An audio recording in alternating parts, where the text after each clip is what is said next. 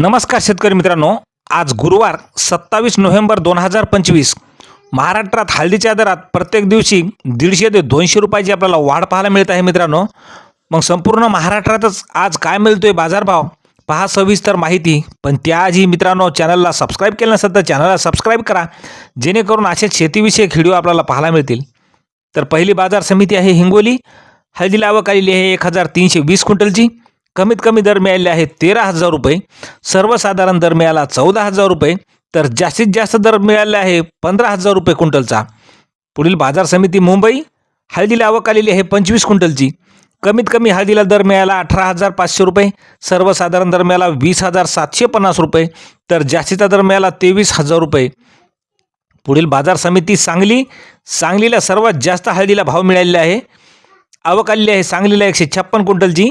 कमीत कमी दर मिळाला 11,600 रुपये, सर्वसाधारण दर मिळाला 14,800 रुपये, तर जास्तीचा दर मिळाला 19,600 रुपये।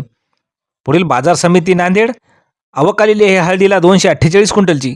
कमीत कमी दर मिळालेला आहे 12,895 रुपये, सर्वसाधारण दर मिळाला 13,600 रुपये, तर जास्तीचा दर मिळाला 13,910 रुपये।